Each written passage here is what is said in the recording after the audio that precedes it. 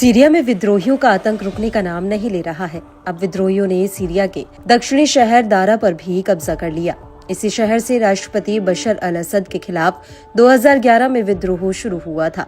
इसी के साथ ही यहाँ ये जानना भी खास है कि दारा सीरिया का चौथा बड़ा शहर है, जिसे बशर अल असद सरकार के समर्थन वाली सेना ने विद्रोहियों के हाथों बीते एक हफ्ते के दौरान खो दिया है। बता दें कि इससे पहले विद्रोहियों ने अलेप्पो, हमा और होम्स पर कब्जा किया था। वहीं दूसरी ओर सोशल मीडिया पर एक वीडियो वायरल हो रही है, जिसमें मोटरसाइकिलों पर सवार विद्रोहियों को दारा की सड़कों पर स्थानीय निवासियों के साथ बातचीत करते और मिलते हुए देखा जा सकता है।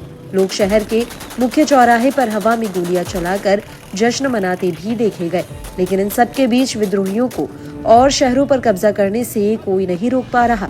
इसके लिए सीरियाई सेना ने अब एक कदम आगे बढ़ाया है। विद्रोहियों के साथ सीरियाई सेना का समझौता।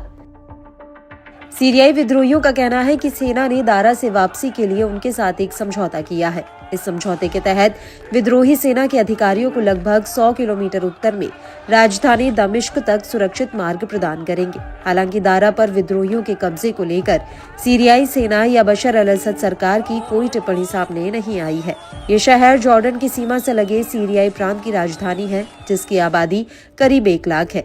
13 साल पहले असद सरकार के खिलाफ यहीं से विद्रोह की शुरुआत हुई थी। इसलिए दारा पर विद्रोहियों का कब्जा होना असद सरकार के लिए सबसे बड़ा झटका है।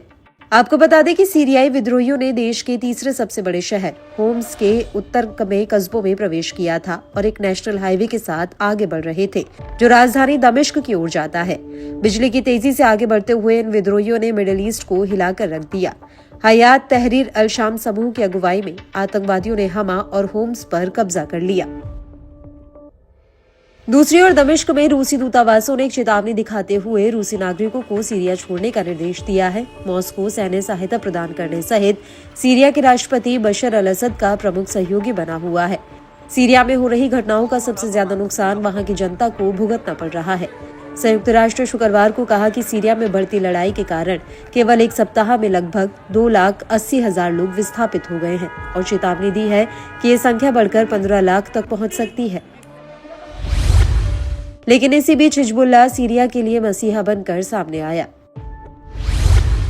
सीरिया को बचाने के लिए हिजबुल्लाह ने लड़ाके भेजे।